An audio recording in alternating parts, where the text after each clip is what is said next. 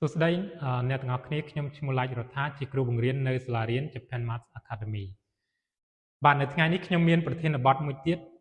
ដើម្បីលើកមកយកមកបកស្រាយដល់អ្នកសិក្សាគណិតវិទ្យាទាំងអស់គ្នាខ្ញុំគិតថានៅពេលដែលបងប្អូនដែលរៀនគណិតវិទ្យានៅពេលដែលគាត់ធ្វើលំហាត់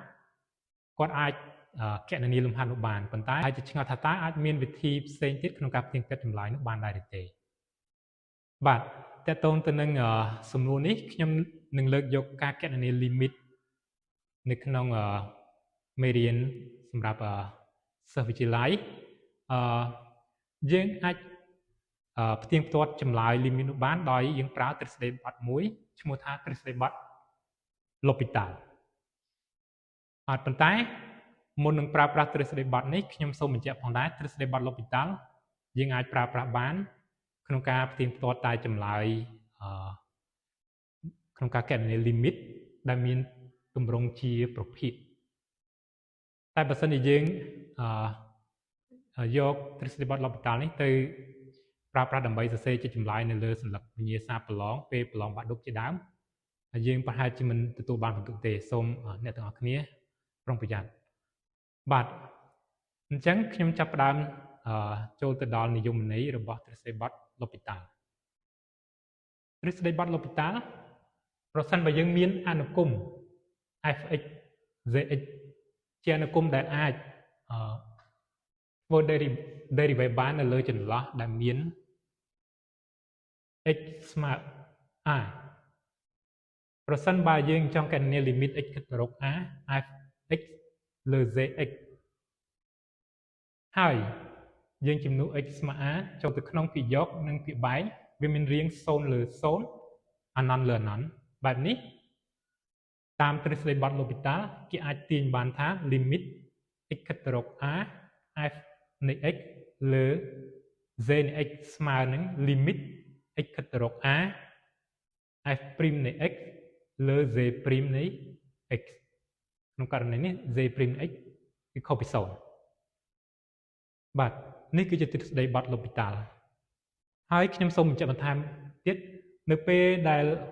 យើងធ្វើ derivative ពាក្យយកនិងពាក្យបែងដំណើរគ្នារួចហើយយើងជំនួស x ស្មើ a ចូលទៅពាក្យយកនិងពាក្យបែងនេះប្រសិនបើវានៅតែមានរាង0លើ0ឬអនន្តលើអនន្តយើងអាចធ្វើ derivative វាម្ដងទៀតបានក្នុងករណីនេះហើយឥឡូវខ្ញុំបាននិយាយពន្យល់អំពីទ្រឹស្ដីបត់ L'Hopital ខ្ញុំនឹង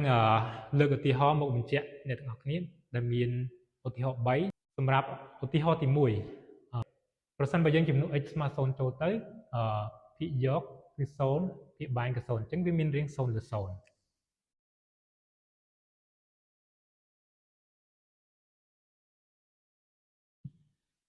មានរាងបែបនេះខ្ញុំសូមគណនាយើងអាចគណនា limit នេះដោយប្រើទ្រឹស្ដីបត់ L'Hopital បាននេះខ្ញុំអាចសរសេរបានថាស្មើនឹង limit x គិតទៅរក0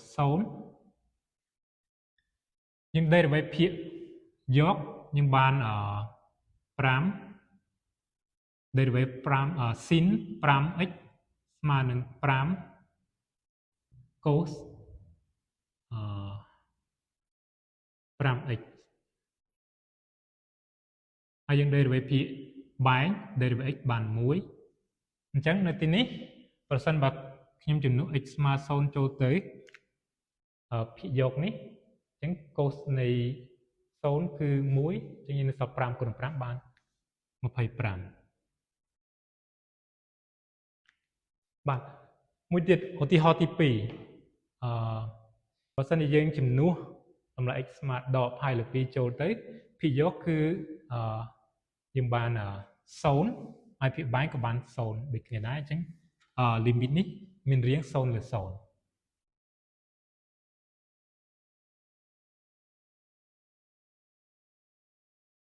អញ្ចឹងយើងអាចប្រើទ្រឹស្ដីបត់ L'Hopital ក្នុងការគណនា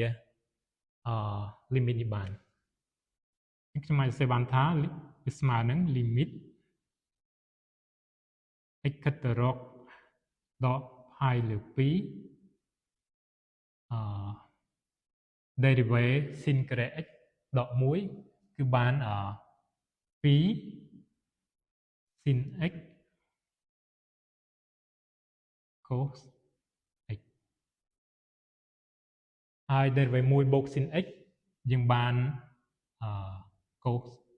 x នៅទីនេះភាគយកមាន cos x ភាគបែងក៏មាន cos x យើងអាចសម្រួលវាបានអញ្ចឹងនៅសល់តែ2 sin x នៅពេលដែលយើងចំនួនតម្លៃ x ស្មើនឹងដក pi លើ 2 អញ្ចឹងយើងបាន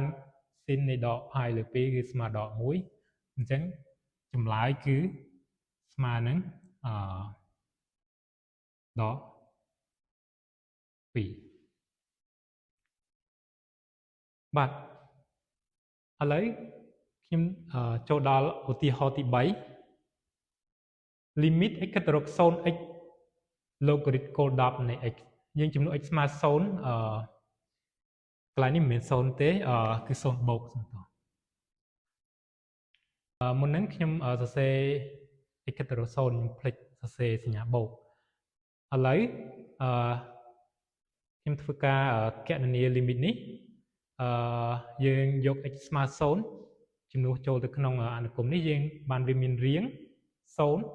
លោកនៃ 0 បូកគឺវាដកអណ្ណនអញ្ចឹងរាងវាគឺ 0 គុណនឹងដកអណ្ណនមានរាង0 គុណនឹងដកអណ្ណនបាទដោយសារតែវាមានរាងបែបនេះយើងអាចគណនាដោយប្រើទ្រឹស្ដីបត់ L'Hopital បានយើងអាចប្រើក្នុងការគណនាទ្រឹស្ដីបត់ L'Hopital បានលុះត្រាតែវាជាប្រភេទហើយមានរាង0 លើ 0 ឬអណ្ណនលើអណ្ណនអញ្ចឹងយើងអាចបំលែងអនុគមនេះទៅជាប្រភេទអញ្ចឹងយើងអាចសរសេរបាន limit x គិតទៅរក 0 បូកlogarit គោល10នៃ x លើ1លើ x សម្រាប់អនុគមនេះវាមានរាងជាប្រភេទនៅពេលដែលយើងចំនួន x ស្មើ 0 ចូលភាគយកគឺ logarit នៃ 0 បូកគឺដកអណ្ណនហើយភាគបែង1លើ 0 បូកគឺបូកអណ្ណនអញ្ចឹងវាមានរាងដកអណ្ណនលើអណ្ណនបាទចូលមកដល់ចំណុចនេះយើងអាចប្រើទ្រឹស្ដីបត់ L'Hopital ក្នុងការកែ limit នេះបានយើងដេរិវេតភាគយកនិងភាគបែងដំណើរគ្នាយើងអាចសរសេរបានថាវាស្មើនឹង limit x គិតទៅរក 0 បូក derivative លោក x គឺ1លើ x ហើយ derivative នៃ1លើ x គឺដក1លើ x ក្រេយើងធ្វើការសម្រួលទៅយើងអាចសរសេរបានថាវាស្មើនឹង limit x គិតទៅរក0 បូកនៃដក x ពេលដែលយើងជំនួស x ស្មើ 0 ទៅអញ្ចឹងយើងបានចម្លើយវាគឺស្មើនឹង 0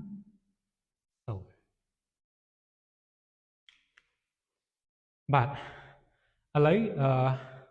ខ្ញុំបានបញ្ចប់ការដោះស្រាយឧទាហរណ៍ទី 3 ដោយប្រើទ្រឹស្ដីបត់ L'Hopital បាទខ្ញុំសង្ឃឹមថាអ្នកទាំងអស់គ្នានឹងអាចយល់ពីការប្រើប្រាស់ទ្រឹស្ដីបត់ L'Hopital នេះបានបាទហើយខ្ញុំសូមបញ្ជាក់ម្ដងទៀតដល់សិស្សានុសិស្សដែលកំពុងត្រៀមប្រឡងសញ្ញាបត្របាក់ឌុបដែលយើងអាចប្រើប្រាស់ទ្រឹស្ដីបត់ L'Hopital នេះបានដើម្បីដោះស្រាយ limit ដែលមានរាងជាប្រភេទបែបនេះដើម្បីផ្ទៀងផ្ទាត់ចម្លើយនៅក្នុងការដោះស្រាយលំហាត់ limit បែបនេះប៉ុន្តែយើងមិនគួរសរសេរសម្រាយដោយប្រើទ្រឹស្ដីបត់ L'Hopital នេះនៅក្នុងក្រដាសប្រឡងឡើយបាទនេះគឺជាចំណុចសំខាន់ដែលខ្ញុំចង់លើកឡើងពន្យល់ដល់អ្នកទាំងអស់គ្នា